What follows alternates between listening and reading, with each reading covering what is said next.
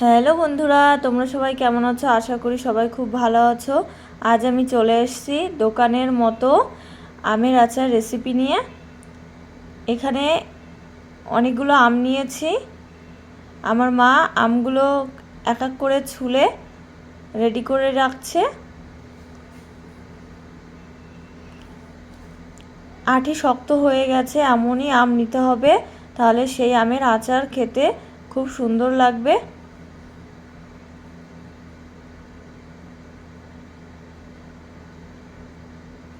একটু কাটতেও অসুবিধা হচ্ছে অবশ্য। এবার সমস্ত আম কেটে একদিনের মতো রোদ্রে রেখে দিতে হবে হলুদ লাগিয়ে। আর মশলা হিসাবে এখানে শুকনো কড়াইতে জিরে আর মৌরি ভেজে রাখতে হবে।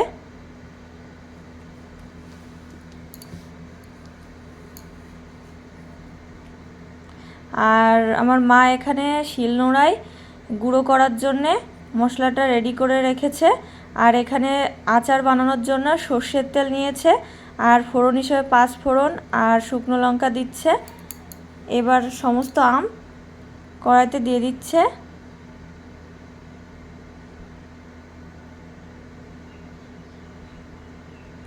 এইভাবে একটু নাড়াতে হবে।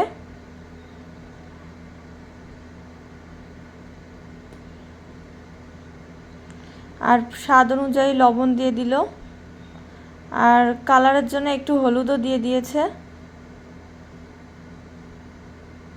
এবার চিনি দিয়ে দিচ্ছে, পরিমাণ মতো চিনি দিতে হবে।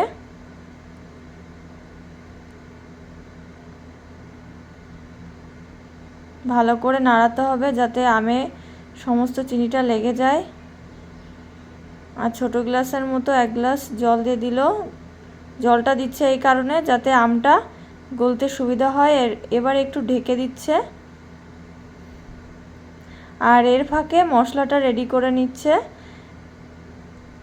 মশলাটা এমনভাবে বানাতে হবে যা গোটা গোটা থাকবে, মানে পুরো মিহি হবে না।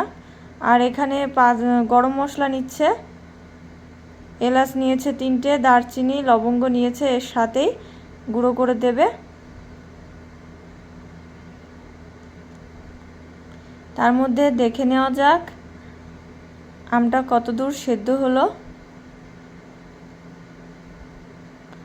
হয়েই গেছে আমটা সিদ্ধ।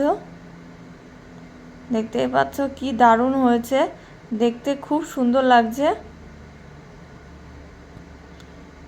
এবারে এই মুহূর্তে দেখতেই পাচ্ছ এখানে এইভাবে গুঁড়ো করে নিয়েছি।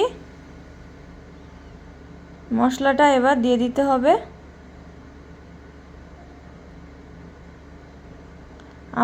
আমার মা রান্না করছে, আমার দেখেই মনে হচ্ছে কড়াই থেকে একটা তুলে খেয়ে নিই।